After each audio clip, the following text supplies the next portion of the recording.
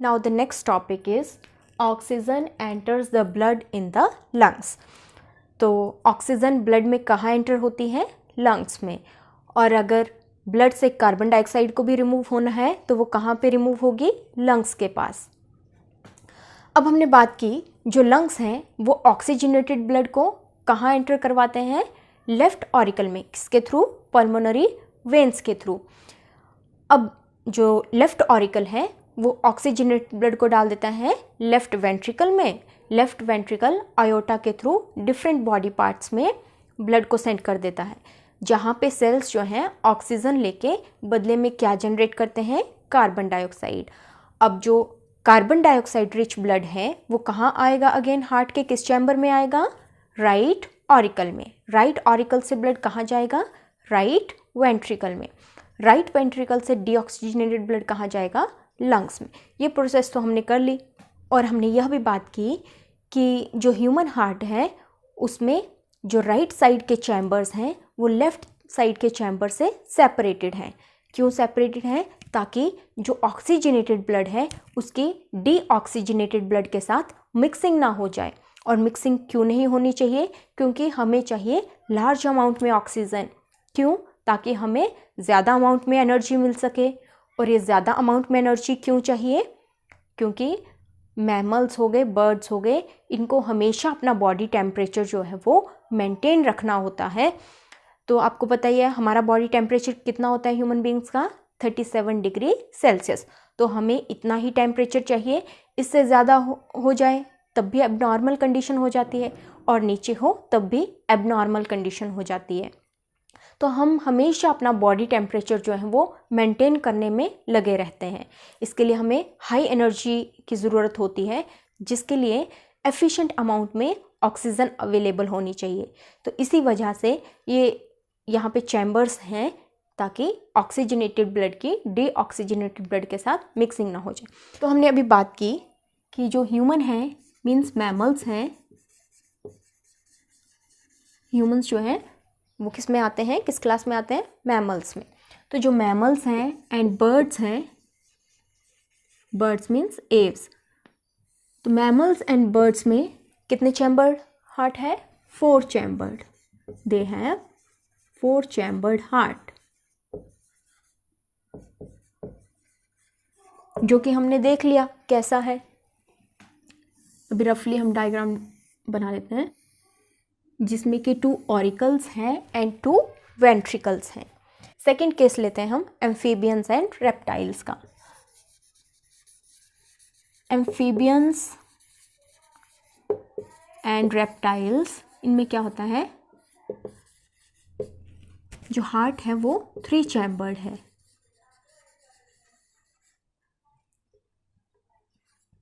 3 chambered heart है इनका, except crocodile.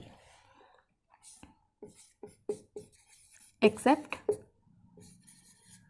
Crocodile. Crocodile एक रेप्टाइल है.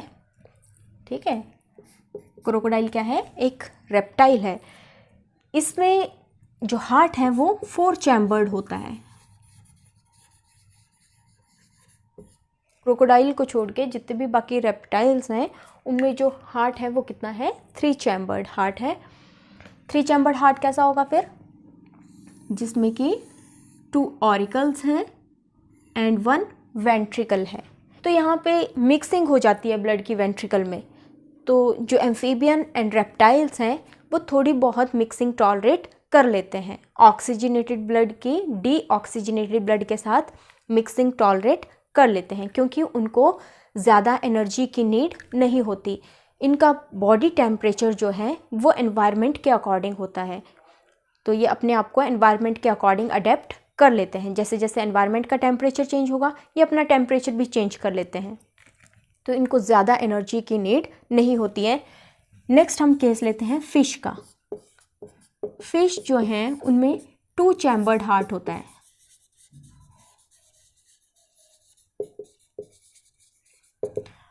अब 2 चैम्बर्ड हार्ट कैसा है? जिसमें कि एक ऑरिकल होगा एंड एक वेंट्रिकल होगा. 1 ऑरिकल एंड 1 वेंट्रिकल. यहाँ पे हमने बात की ये दोनों क्या हैं? ऑरिकल्स और ये दोनों क्या हैं, वेंट्रिकल्स। और यहाँ पे 2 ऑरिकल्स होंगे एंड 1 वेंट्रिकल। अब हम बात करते हैं सिंगल सर्कुलेशन की एंड डबल सर्कुलेशन की। तो सिंगल सर्कुलेशन में क्या होता है कि जो ब्लड है वो हार्ट में एक ही टाइम डलता है ड्यूरिंग 1 साइकिल। और इसका एग्जाम्पल क्या आ जाएगा, फिश। तो फिश के हार्ट में ब्लड जो है वो एक ही बार एंट्री लेता है, और वो भी कौन सा ब्लड होता है, डीऑक्सीजनेटेड ब्लड। और दूसरा हम बात करें डबल सर्कुलेशन की, तो डबल सर्कुलेशन में क्या होता है, ब्लड जो है वो 2 टाइम्स एंटर करता है हार्ट में ड्यूरिंग 1 साइकिल। एक साइकिल में 2 बार हार्ट में ब्लड जाएगा। अब ये हमने डिस्कस भी किया, एक बार लेफ्ट ऑरिकल रिसीव करता है ब्लड को, दूसरा टाइम राइट ऑरिकल रिसीव करता है। लेफ्ट ऑरिकल कौन सा ब्लड रिसीव करता है, oxygenated blood, and right auricle कौन सा ब्लड रिसीव करता है, डीऑक्सीजनेटेड ब्लड। तो यहाँ पर हम देख रहे हैं कि ह्यूमन हार्ट में ब्लड कितनी बार एंटर किया, 2 टाइम्स। अब यहाँ पे हम समझ लेते हैं, एग्जाम्पल इसका आ जाता है ह्यूमन। अब यहाँ पे बात करते हैं कौन कौन सी सर्कुलेशंस होती हैं जो ये डबल सर्कुलेशन बनाती हैं। एक है पल्मोनरी सर्कुलेशन एंड दूसरी है सिस्टेमिक सर्कुलेशन। तो पल्मोनरी सर्कुलेशन क्या है, जहाँ पे ब्लड जो है वो लंग्स की तरफ से आके हार्ट में एंटर कर रहा है, जो कि ऑक्सीजनेटेड ब्लड है। एंड सिस्टेमिक सर्कुलेशन में क्या होता है, डिफरेंट बॉडी पार्ट से डीऑक्सीजनेटेड ब्लड कहाँ एंटर होगा, राइट ऑरिकल में। अब हम स्टडी करते हैं फिश का केस। तो फिश में क्या होता है, हमने कहा फिश का हार्ट कैसा है, 2 चैम्बर्ड, मीन्स इसमें एक ऑरिकल है एंड एक क्या है, वेंट्रिकल। अब फिश क्या करती है, और हमने इसमें बता दिया सर्कुलेशन कैसे है, सिंगल सर्कुलेशन, मीन्स जो ब्लड है हार्ट में सिर्फ एक ही बार एंटर करता है ड्यूरिंग 1 साइकिल। अब क्या होता है, फिश जो है सबसे पहले माउथ में वाटर को लेती है और उसको कहाँ भेज देती है, गिल्स की तरफ। अब गिल्स जो हैं ये कवर्ड होते हैं ब्लड वेसल से। तो ब्लड वेसल क्या करेंगे, यहाँ पे वाटर से ऑक्सीजन को ले लेंगे और उसको कहाँ सप्लाई कर देंगे, डिफरेंट बॉडी पार्ट्स में या डिफरेंट बॉडी सेल्स में। तो यहाँ पे कौन सा ब्लड सप्लाई हो रहा है, ऑक्सीजनेटेड ब्लड। इट मीन्स यहाँ पे ऑक्सीजनेटेड ब्लड जो है वो हार्ट में एंट्री ना करके डायरेक्ट कहाँ सप्लाई हो रहा है, डिफरेंट बॉडी पार्ट्स में। अब बॉडी पार्ट्स जो हैं वो क्या करेंगे, यहाँ से क्या एलिमिनेट करेंगे, बदले में कार्बन डाइऑक्साइड। ऑक्सीजन का यूज़ कर लेंगे और बदले में क्या रिलीज़ करेंगे, कार्बन डाइऑक्साइड। कार्बन डाइऑक्साइड जो है अब कहाँ एंटर करेगी, हार्ट में, और हार्ट के किस एरिया में, ऑरिकल में। तो ऑरिकल में ये ब्लड एंटर हुआ है, कौन सा, डीऑक्सीजनेटेड ब्लड। अब डीऑक्सीजनेटेड ब्लड जो है ये कहाँ चला जाएगा, वेंट्रिकल में। और वेंट्रिकल जो है इस डीऑक्सीजनेटेड ब्लड को अगेन कहाँ डाल देगा, गिल्स में, फॉर ऑक्सीजनेशन, ताकि गिल्स जो है वो कार्बन डाइऑक्साइड को रिमूव कर दें और बदले में ब्लड वेसल में क्या ऐड कर दें, ऑक्सीजन। तो ये सिंगल सर्कुलेशन है, किसके केस में, फिश के केस में। होप आपको अच्छे से समझ आया होगा। सो ह्यूमन हार्ट के बाद अब हमारा नेक्स्ट टॉपिक है the tubes, that is blood vessels. अब क्योंकि ब्लड को फ्लो होने के लिए चैनल्स तो चाहिए, ट्यूब्स तो चाहिए, तो वो ट्यूब्स हमारे यहाँ पे क्या है, ब्लड वेसल्स। और ब्लड वेसल्स कौन कौन है यहाँ पे, आर्टरीज एंड वेन्स। अब आर्टरीज क्या होती हैं, आर्टरीज वो वेसल्स हैं जो हार्ट से ब्लड को लेते हैं और डिफरेंट बॉडी पार्ट्स में सप्लाई करती है। तो ब्लड आर्टरीज जो है कहाँ से कहाँ लेके जा रही है, from heart to different body parts. और वेन्स कौन से वेसल्स होते हैं, ये वो वेसल्स हैं जो डिफरेंट बॉडी पार्ट्स से ब्लड को कलेक्ट करते हैं और वापस कहाँ लाते हैं, हार्ट में। फर्स्ट पॉइंट यहाँ पे क्या हो जाता है, arteries carry blood from heart to different body parts. इसके ऑपोजिट वेन्स में क्या होगा, they carry blood from different body parts to back into the heart. Second point है, arteries carry oxygenated blood except pulmonary artery. तो arteries जो हैं, सारी की सारी आर्टरीज कौन सा ब्लड कैरी करती हैं, oxygenated blood except pulmonary artery. और यहाँ पे हम लिखेंगे इसके opposite, all veins they carry deoxygenated blood except pulmonary veins, क्योंकि ह्यूमन हार्ट में पल्मोनरी वेन्स जो हैं वो कौन सा ब्लड कैरी करती हैं? Oxygenated blood. नेक्स्ट है third point, they have thick elastic walls, क्योंकि आर्टरीज में ब्लड जो है वो हाई प्रेशर में होता है, इसीलिए इनकी वॉल्स कैसी होती हैं? थिक होती हैं एंड इलास्टिक होती हैं, क्योंकि हाई प्रेशर के साथ ही डिफरेंट बॉडी सेल्स तक ब्लड जो है वो पहुंच पाएगा। नेक्स्ट इसके ऑपोजिट वेन्स में क्या आ जाएगा? दे हैव थिन वॉल्स, क्योंकि यहाँ पे जो वेन्स हैं उनको ब्लड सप्लाई नहीं करना है, उनको सिर्फ ब्लड रिसीव करना है, इसीलिए इनकी वॉल्स कैसी होती हैं? थिन होती हैं। नेक्स्ट हमारा फोर्थ पॉइंट आ जाएगा, blood is under high pressure in arteries. तो ये फिर से मैंने बता दिया यहाँ पे, इसका रीज़न थिक वॉल्स हैं। क्यों? क्योंकि हाई प्रेशर में होता है। तो आप ये पॉइंट भी लिख सकते हैं कि आर्टरीज में ब्लड जो है that is under high pressure. और फोर्थ पॉइंट क्या लिखेंगे वेन्स में? Blood is not under high pressure so they have thin walls, या सिंपली आप ऐसे भी लिख सकते हैं। नेक्स्ट है हमारे पास fifth point, lumen is very small. Lumen क्या होता है? कैविटी। जो स्पेस है वॉल के अंदर का स्पेस है, कैविटी है, उसको हम क्या कहते हैं? ल्यूमेन। तो जो आर्टरीज हैं उनमें ल्यूमेन कैसा होता है? बहुत छोटा होता है, नैरो होता है।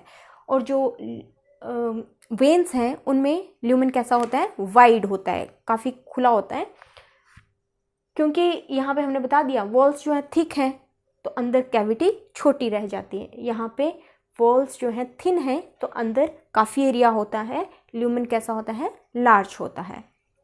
आप यहाँ पे ये भी बता देंगे कि जो वेन्स हैं उनमें क्या प्रेजेंट होते हैं? वाल्व्स। अब वाल्व्स क्यों होते हैं वेन्स में? To prevent backward flow of blood, ताकि जो ब्लड है वो एक ही डायरेक्शन में चला रहे, वो बैकवर्ड फ्लो ना हो जाए उसका, इसलिए उसको कौन कंट्रोल करता है वेन्स में? वाल्व्स। और आर्टरीज में भी वाल्व्स होते हैं बट उनका वहाँ पे कोई यूज़ नहीं होता, क्योंकि ऑलरेडी वहाँ पे ब्लड जो है वो हाई प्रेशर में होता है, तो ब्लड जो है ऑटोमेटिकली एक ही डायरेक्शन में फ्लो करता है। नेक्स्ट हम बात करते हैं, जो आर्टरीज होती हैं जैसे ही ऑर्गन्स के पास पहुँचती हैं या वहाँ पे जो सेल्स हैं वहाँ तक पहुँचती हैं, तो ये जो आर्टरीज हैं ये स्मॉलर वेसल्स में डिवाइड हो जाती हैं। तो जो हमने कहा आर्टरीज हैं, आर्टरीज क्या करती हैं? जैसे ही सेल्स के पास पहुंची तो ये स्मॉलर ट्यूब्स में डिवाइड हो जाती हैं, जिनको हम कहते हैं कैपिलरीज। तो ये जो आर्टरीज हैं ये डिवाइड होकर किस चीज़ की फॉर्मेशन करती है? कैपिलरीज। और कैपिलरीज हमने बता दिया क्या है? These are smallest vessels, these are smallest vessels which are one celled thick. Means ये बहुत ही थिन वॉल होती है, इनकी बहुत ही पतली लेयर होती है, ताकि इनका जो है सेल्स के साथ डायरेक्ट कांटेक्ट हो। तो ये क्या है? स्मॉलेस्ट ट्यूब्स हैं, स्मॉलेस्ट वेसल्स हैं which are one celled thick. और कैपिलरीज जो हैं इनमें इनकी वॉल्स में पोर्स भी होते हैं, और ये ज्वाइन होके कैपिलरीज फर्दर ज्वाइन होके किस चीज़ की फॉर्मेशन करती हैं? वेन्स की। तो यहाँ पे देखेंगे हम आर्टरीज जब डिवाइड होती हैं स्मॉलर ब्रांचेस में, स्मॉलर ट्यूब्स में, तो उसको हम कहते हैं कैपिलरीज। और कैपिलरीज ज्वाइन होके फर्दर क्या बनाती हैं? वेन्स। और कैपिलरीज क्या हैं? These are smallest vessels which are one celled thick so that there is direct communication with the cells. Now the next topic is maintenance by platelets. तो platelets जो हैं वो एक्चुअली क्या हैं? सेल फ्रेगमेंट्स हैं जो कि कहाँ होते हैं? ब्लड में। अब क्या होता है कि जब कभी हमें इंजरी हो जाए तो उसके कारण क्या प्रॉब्लम्स क्रिएट हो सकती हैं? तो हमने कहा जैसे ही इंजरी हो जाती है या फिर ब्लड वेसल्स जो हैं वो डैमेज हो जाते हैं तो क्या प्रॉब्लम आ सकती हैं? एक तो देयर में भी लॉस ऑफ ब्लड, ब्लड का लॉस हो सकता है, और दूसरी सिचुएशन क्या आ सकती है? देयर में बी लॉस ऑफ प्रेशर, क्योंकि आर्टरीज और वेन्स में ब्लड प्रेशर में होता है, तो जब लीकेज हो जाएगी ब्लड जो है वहाँ से बाहर की तरफ फ्लो होना शुरू हो जाएगा ब्लड वेसल से, तो क्या होगा? प्रेशर जो है वो कम हो जाएगा, जिसकी वजह से जो ब्लड है वो प्रॉपरली सब सेल्स तक, सब टिश्यूज़ तक, सब ऑर्गन्स तक प्रॉपरली अच्छे से नहीं पहुंच पाएगा। तो प्रेशर की वजह से क्या हो जाता है, there is reduction in the efficiency of the system, efficiency of the pumping system,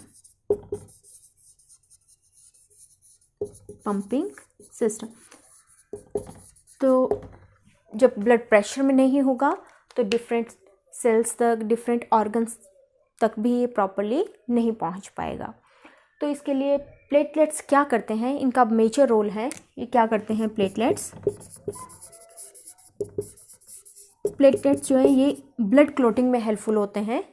they helps in blood clotting. अब ब्लड क्लोटिंग की हेल्प से क्या करते हैं, जो इंजरी वाले एरियाज हैं उसको प्लग कर देते हैं। They plug the site of injured area.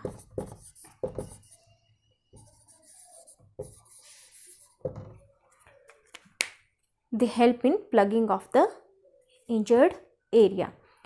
So इसकी वजह से क्या होता है, हमने देखा है कभी कभार कि आपने देखा होगा कुछ डेड सेल्स जो हैं इकट्ठे हो जाते हैं, एक स्कम बना देते हैं, वहाँ पे पपड़ी जैसी बना देते हैं। तो ये किसका काम है, प्लेटलेट्स का। तो ये जो प्लेटलेट्स हैं ये ब्लड के साथ मूव हो रहे होते हैं और जहाँ कहीं जो है लीकेज हो रही होती है ये उसको प्लग कर देते हैं उन एरियाज़ को ब्लड क्लोटिंग की हेल्प से।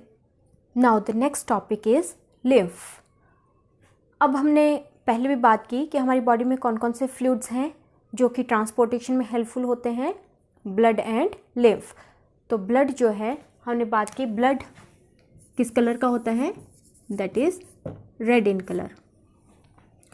और ब्लड जो है इसको हम क्या कहते हैं, this is fluid connective tissue, this is fluid connective tissue. और लिम्फ को हम क्या कहते हैं, this is tissue fluid. Blood क्या ट्रांसपोर्ट करता है, it transport oxygen, then carbon dioxide, then food and waste material. It means blood जो है ट्रांसपोर्टेशन में हेल्पफुल हो रहा है। सिमिलरली लिम्फ भी ट्रांसपोर्टेशन में हेल्पफुल होता है। और यहाँ पे देखेंगे हमने कहा लिम्फ को हम क्या नाम दे रहे हैं, टिश्यू फ्लूइड, क्योंकि ये जो फ्लूइड है वो टिश्यूज़ के जो सेल्स हैं उनके इंटरसेलुलर स्पेसेस में होता है, इसीलिए हम इसको क्या नाम देते हैं, टिश्यू फ्लूइड। कैसा होता है ये, कलरलेस होता है, या फिर हम ऐसा भी कह सकते हैं ये कैसा है, पेल येलो कलर का। और इसमें क्या कॉम्पोजिशन है इसकी, लिम्फ में क्या प्रेजेंट होता है, इसमें प्लाज्मा होते हैं, प्रोटीन्स होते हैं, सेल्स होते हैं, जैसा कि ब्लड में होते हैं। बट ये सब चीज़ें जो हैं वो किस अमाउंट में होती हैं, स्मॉल अमाउंट में। नेक्स्ट है फंक्शन क्या जाता है लिम्फ का, lymph carries digested and absorbed fat from the intestine. तो हम यहाँ पे बात कर रहे हैं जो ब्लड है वो किसको ट्रांसपोर्ट करता है, ऑक्सीजन को, कार्बन डाइऑक्साइड को, फूड यानी प्रोटीन्स या कार्बोहाइड्रेट्स जो भी हैं, एंड वेस्ट मटेरियल को। और यहाँ पे जो लिम्फ है वो स्पेसिफिकली किसको ट्रांसपोर्ट करता है, फैट को। और फैट भी कहाँ से, स्मॉल इंटेस्टाइन से, जो कि डाइजेस्टेड है, एब्जॉर्ब्ड है। अब यहाँ पे समझते हैं हम कि ये जो कैपिलरीज हैं, ब्लड कैपिलरीज, ब्लड वेसल्स के हमने कहा, आर्टरीज जो है स्मॉल ट्यूब्स में कन्वर्ट हो जाती है जिनको हम कहते हैं कैपिलरीज। तो ये जो ब्लड कैपिलरीज हैं ये वन सेल्ड थिक होती हैं और इनमें क्या प्रेजेंट होते हैं, small pores.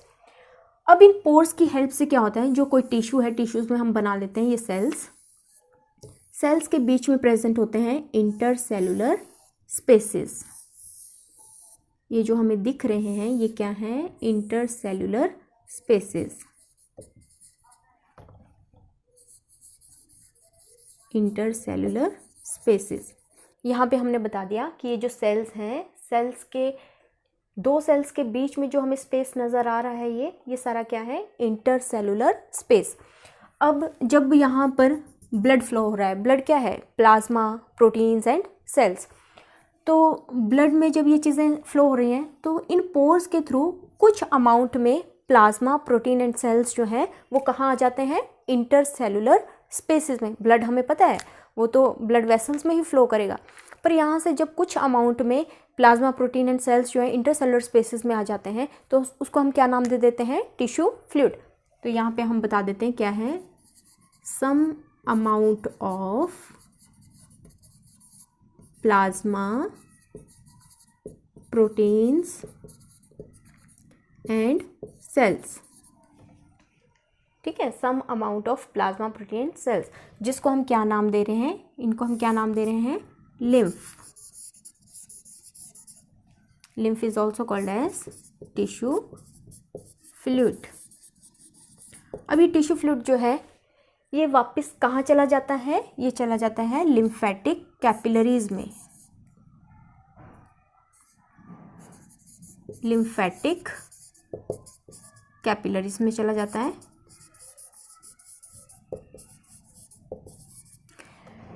It means excess of the fluid that drains into, कहाँ ड्रेन हो जाएगा, ड्रेन्स इनटू लिम्फेटिक कैपिलरीज। अब लिम्फेटिक कैपिलरीज बहुत सारी जो हैं मिलके किस चीज़ की फॉर्मेशन करेंगी, लिम्फेटिक कैपिलरीज आपस में मिलके बनाती हैं large lymph vessels. They join and form large lymph vessels. अब लार्ज लिम्फ वेसल्स जो हैं वो फ्लूइड को कहाँ पास कर देंगे, वेन्स में। हमने कहा यहाँ पे जो फ्लूइड है इंटरसेलुलर स्पेसेस में उसको हम क्या नाम दे रहे हैं, टिश्यू फ्लूइड या फिर लिम्फ। और ये जो लिम्फ है ये कहाँ चला जाता है, लिम्फेटिक कैपिलरीज में। जब ज़्यादा एक्सेस में यहाँ पे फ्लूइड हो जाता है तो वो कहाँ चला जाता है, कहाँ ड्रेन हो जाता है, लिम्फेटिक कैपिलरीज में। और लिम्फेटिक कैपिलरीज जो है ज्वाइन होके किस चीज़ की फॉर्मेशन करती हैं, लिम्फ वेसल्स की। अब ये जो लिम्फ वेसल्स हैं अल्टीमेटली कहाँ ओपन होते हैं, they open in larger veins. कहाँ ओपन होते हैं, they open into larger veins. So आपको यहाँ पे अगर डिफरेंस करने को आता है ब्लड और लिम्फ के बीच में तो आप बड़े अच्छे से पॉइंट्स बना के लिख सकते हैं। ब्लड बता सकते हैं ब्लड किस कलर का होता है, लिम्फ का कलर कैसा है ब्लड का कलर रेड और लिम्फ का पेल येलो या फिर यू कैन से कलरलेस। और ब्लड जो है इसका नाम क्या है, this is fluid connective tissue, एक पॉइंट बन गया। लिम्फ का बता सकते हैं आप, ये क्या है, दिस इज टिश्यू फ्लूइड। और बता सकते हो क्या ट्रांसपोर्ट करता है blood, oxygen, carbon dioxide, then water and food waste material. और यहाँ पे लिम्फ का आप बता सकते हैं क्या ट्रांसपोर्ट करता है, ये डाइजेस्टेड फैट। और यहाँ पे आप लिम्फ में ये भी लिख सकते हो, they have less amount of plasma protein and cells as compare to blood. So अब हम बात करते हैं ब्लड प्रेशर की। ब्लड प्रेशर एक्चुअली क्या है कि जब ब्लड जो है वो वेसल्स में फ़्लो हो रहा है तो उस टाइम पे ब्लड वेसल्स की वॉल पे कितना प्रेशर अप्लाई कर रहा है, कितनी फोर्स अप्लाई कर रहा है, उसको हम कहेंगे ब्लड प्रेशर। तो क्या डेफिनेशन बन जाती है ब्लड प्रेशर की, blood pressure is the force that blood exert against the wall of a vessel. अब ब्लड प्रेशर जो है उसको हम मेजर करते हैं इंस्ट्रूमेंट से जिसका नाम है स्फिग्मोमैनोमीटर। कौन सा इंस्ट्रूमेंट आ जाएगा, सबसे नीचे मैंने शो किया हुआ है स्फिग्मोमैनोमीटर। तो यहाँ पे जो इंस्ट्रूमेंट हम यूज़ करते हैं ब्लड प्रेशर मेजरमेंट के लिए वो है स्फिग्मोमैनोमीटर। यहाँ पे स्पेलिंग आप ठीक से लिखेंगे अदरवाइज़ मिस्टेक हो जाती है स्पेलिंग की। अच्छा, इससे हम ब्लड प्रेशर को मेज़र करते हैं। और यहाँ पे हमने बात की थी, पहले भी बताया कि जो आर्टरीज होती हैं उसमें ब्लड प्रेशर हाई होता है एज़ कंपेयर टू वेन्स। क्योंकि आर्टरीज में ब्लड प्रेशर हाई है इसीलिए आर्टरीज की जो वॉल्स हैं वो कैसी होती हैं, थिक। एंड वेन्स को ब्लड सप्लाई नहीं करना होता, उनको रिसीव ही करना होता है, इसीलिए वेन्स की जो वॉल्स हैं वो कैसी हैं, थिन। ऐसे ही हमने जब ह्यूमन हार्ट किया था तो उसमें भी बात की थी कि जो वेंट्रिकल्स हैं उनको पूरी बॉडी में ब्लड सप्लाई करना होता है, तो वहाँ पे भी ब्लड जो है वो हाई प्रेशर में होता है, वो हाई प्रेशर के साथ डिफरेंट बॉडी पार्ट्स में ब्लड को सप्लाई करती हैं, तो वेंट्रिकल्स की वॉल्स भी कैसी होती हैं, थिक होती हैं, ताकि जब ब्लड को वो सप्लाई करते हैं प्रेशर के साथ तो उन वॉल की रप्चरिंग ना हो जाए, उनका डैमेज ना हो जाए। नेक्स्ट टर्म्स हैं systolic pressure and diastolic pressure. तो यहाँ पे सबसे पहले तो हम इन टर्म्स को समझेंगे कि सिस्टोल क्या है एंड डायस्टोल क्या है। तो सिस्टोल मैंने यहाँ पे लिख लिया है, systole means contraction and diastole means relaxation. तो ये टर्म हम तब भी यूज़ कर रहे थे जब हमने ह्यूमन हार्ट बनाया था। Contraction means systole and relaxation means diastole. तो यहाँ पे सिस्टोलिक प्रेशर क्या है, अब जो ब्लड फ्लो है कहाँ हो रहा है, आर्टरी में, उस टाइम पे हम मेजर करेंगे ब्लड प्रेशर को, आर्टरी से मेज़र करते हैं, उस टाइम पे वेंट्रिकल जो है वो किस पोजीशन में होगा, कॉन्ट्रैक्शन में, मीन्स सिस्टोलिक पोजीशन में होगा वेंट्रिकल। तो क्या डेफिनेशन बन जाती है सिस्टोलिक प्रेशर की, the pressure of the blood inside the artery during ventricular systole, that is called as systolic pressure. और नॉर्मल जो सिस्टोलिक प्रेशर है ये कितना होता है, 120 mm of Hg, millimetre, mm means millimetre of Hg, Hg means mercury. तो ये units हैं जिसमें हम ब्लड प्रेशर को मेजर करते हैं। नेक्स्ट है हमारे पास डायस्टोलिक प्रेशर। तो इसकी डेफिनेशन क्या बन जाती है, the pressure of the blood inside artery during ventricular diastole means relaxation. Ventricle उस टाइम पे ब्लड को रिसीव कर रहा होगा, कहाँ से, ऑरिकल से। तो जब ब्लड रिसीव करते हैं उस टाइम पे ये चैम्बर कैसा होता है, रिलैक्स्ड मीन्स डायस्टोल। और नॉर्मल डायस्टोलिक प्रेशर कितना होता है, 80 mm ऑफ Hg। नेक्स्ट हमारे पास टर्म्स आती हैं हाइपरटेंशन एंड हाइपोटेंशन। हाइपरटेंशन क्या है, hypertension means high blood pressure, high BP जिसको कहते हैं, जब ब्लड प्रेशर हाई हो जाए उसको हम क्या कहते हैं, हाइपरटेंशन। और दूसरी टर्म हमारे पास आ जाती है hypotension. Hypotension means low blood pressure. तो हाइपरटेंशन की कंडीशन किस वजह से होती है, जब हमारी आर्टरीज जो हैं उनमें ल्यूमेन नैरो हो जाता है। तो आर्टरीज का ल्यूमेन नैरो होने की वजह से ब्लड प्रेशर इंक्रीज़ हो जाता है, और जिसकी वजह से क्या हो सकता है, आर्टरीज रप्चर हो सकती हैं और ब्लड लीकेज हो सकती है। और इसके ऑपोजिट जो हाइपोटेंशन है उसमें क्या होता है, जो हमारे ब्लड वेसल्स हैं वो डायलेट कर जाते हैं, उनकी जो कैविटीज़ हैं वो वाइड हो जाती हैं, और जिसकी वजह से क्या होता है, ब्लड प्रेशर स्लो हो जाता है। होप आपको ये वीडियो अच्छे से समझ आया होगा, ये कॉन्सेप्ट अच्छे से क्लियर हो गया होगा। और फिर भी अगर कोई क्वेरीज हो, कोई डाउट हो, तो नीचे कमेंट सेक्शन है, आप उसमें मुझे मैसेज कर सकते हैं। तो इसी तरह मेरी वीडियोस को लाइक करते रहिए एंड शेयर करते रहिए। Thank you.